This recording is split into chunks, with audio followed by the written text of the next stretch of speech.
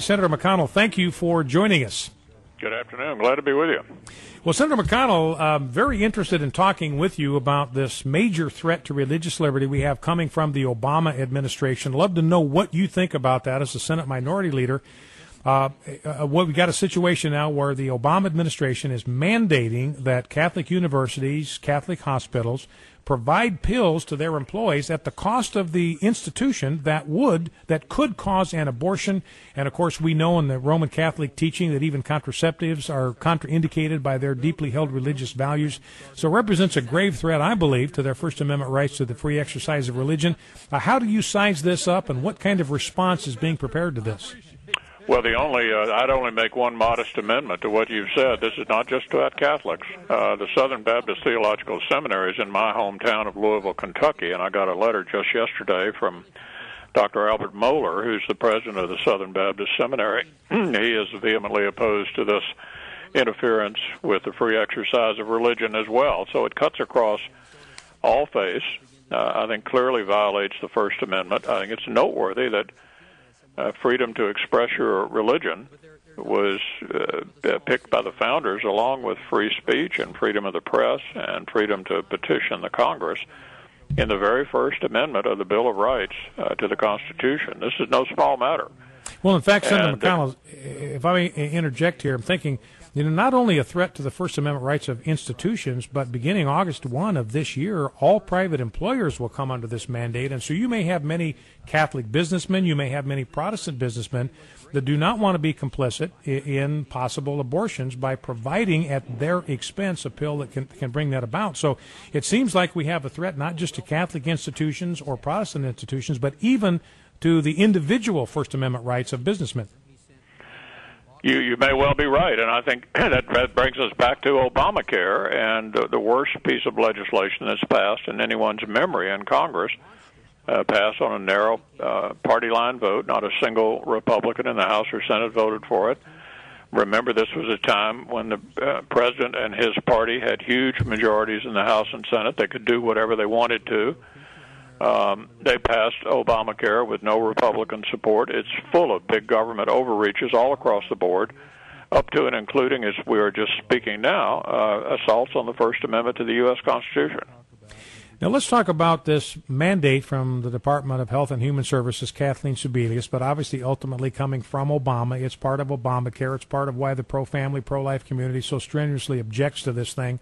So two questions, Senator McConnell. Are there some congressional actions? I know that there's some legislation that's being crafted that will perhaps deal with this mandate. And then what are the prospects in the larger picture that we'll be able to see Obamacare repealed in its entirety?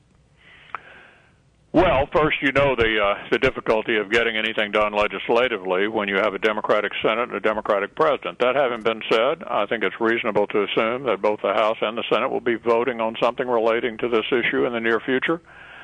I can't tell you that it will become law, because we have a president who would need to have an epiphany on this issue for the matter to become law. That doesn't mean it's not worth having the debates and having the votes, and you'll see that. The larger question is, how do we get the entire Obamacare off the books? It will require a new president and a Republican Senate. And the founders of the Constitution have guaranteed that the American people will have an opportunity to make that decision this November, 2012. And I'm hoping that they will give us the support that we need, the members that we need to go in a different direction, because the president is turning us into a Western European country in rapid-fire order. We just learned we will have the $4 trillion annual deficit this coming year, which means every single year he's here, we've had over $1 trillion deficit. We've added 43% to the national debt. We now have a debt as big as our economy. That alone makes us look a lot like Greece. This president has done a lot of damage to the United States of America, and I hope the American people will decide to give us a chance to go in a different direction. Now, back to this mandate, as we bring our conversation to a close, just back to the mandate just for a moment.